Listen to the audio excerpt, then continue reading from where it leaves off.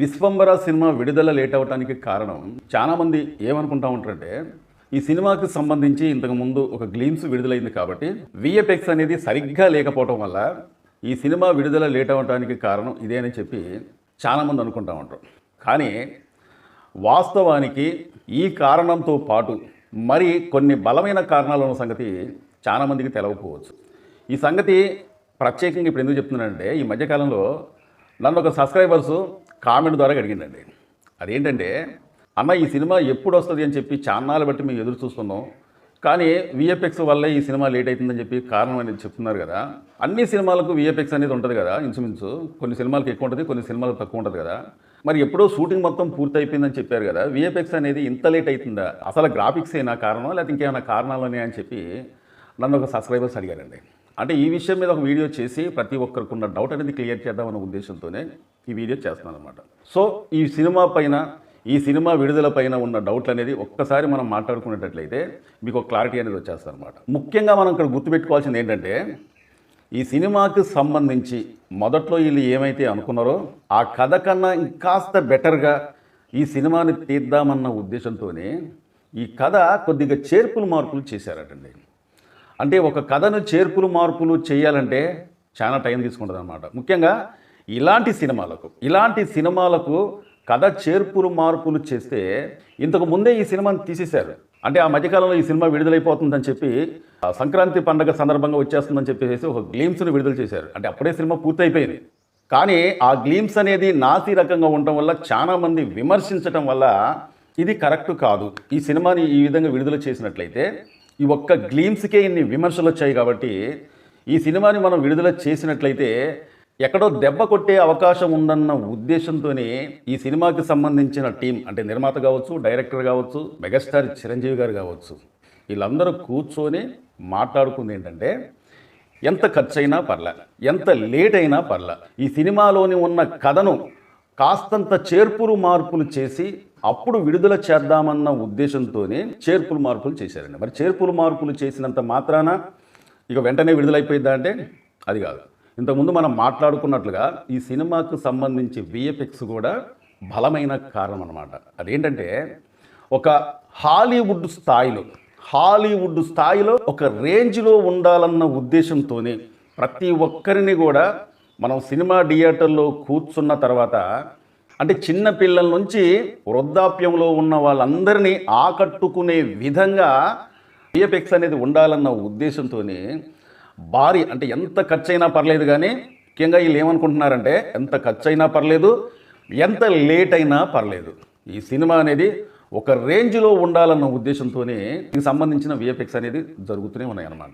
ఇంకొక కారణం ఏంటంటే కథ ఎప్పుడైతే చేర్పులు మార్పులు చేశారో ఆ చేర్పులు మార్పులు చేసిన తర్వాత వీళ్ళు ఇంతకుముందే చాలా వరకు షూటింగ్ అయిపోయింది కాబట్టి ఈ కథ ఎప్పుడైతే చేర్పులు మార్పులు చేశారో ఈ సినిమాకి సంబంధించి అక్కడక్కడ రీషూటింగ్ చేయాల్సి వచ్చిందటండి.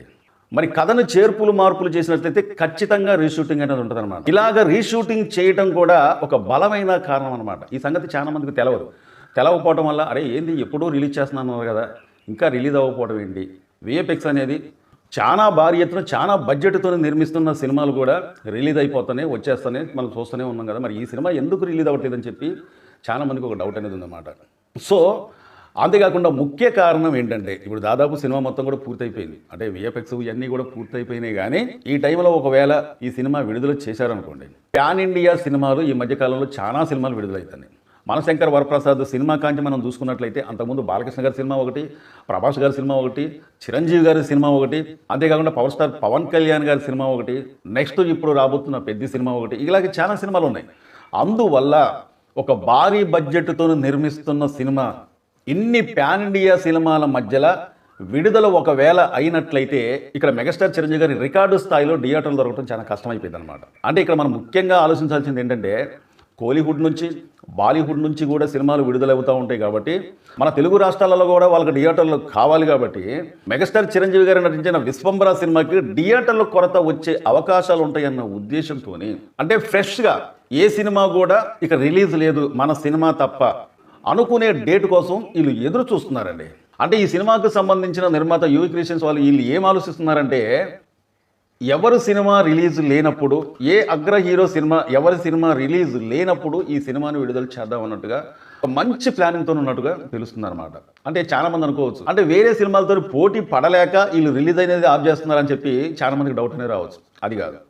ఇక్కడ ఏంటంటే దాదాపు ఈ సినిమాకి 400 కోట్ల రూపాయలు ఖర్చు అయిందండి. ఒకవేళ ఆ విధంగా ఆలోచించుకున్నట్లయితే మనశంకర వరప్రసాద్ సినిమా రిలీజ్ అయ్యేటప్పుడు, అంటే సంక్రాంతి పండగ సందర్భంగా మనశంకర వరప్రసాద్ సినిమా రిలీజ్ అయినప్పుడు ఆ సమయంలో ఎన్ని సినిమాలు విడుదలవ్వలేదు?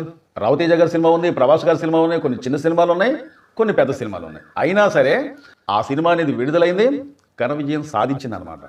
కానీ వీళ్ళు ఆలోచించేది ఏంటంటే మనశంకర వరప్రసాద్ సినిమా బడ్జెట్ వేరు, విశ్వంబర సినిమా బడ్జెట్ వేరు అనమాట. కొడితే కుంభస్థలమే కొట్టాలి.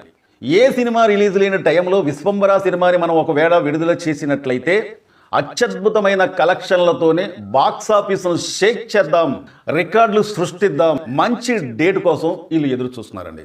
దాదాపు ఈ సినిమా మొత్తం కూడా పూర్తయిపోయినట్టే.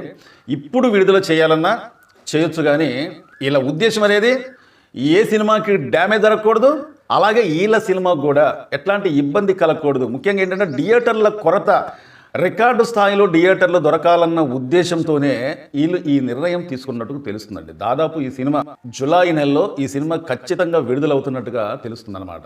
సో ఆ సమయం కూడా ఆసన్నమైందండి. అంతేకాకుండా ఈ సినిమాకు సంబంధించి ఇప్పుడు మీకు ఒక క్లారిటీ అనేది వచ్చింది అనుకుంటున్నాను. ఎందుకంటే ఇన్ని రోజుల దాకా విఎఫ్ఎక్స్ వల్ల ఈ సినిమా విడుదల లేట్ అవుతుంది అని చెప్పి చాలామంది అనుకొని ఉంటారు. కానీ ఈ సినిమాకి అదొకటే లోపం అయితే ఎప్పుడో విడుదలైపోయేది.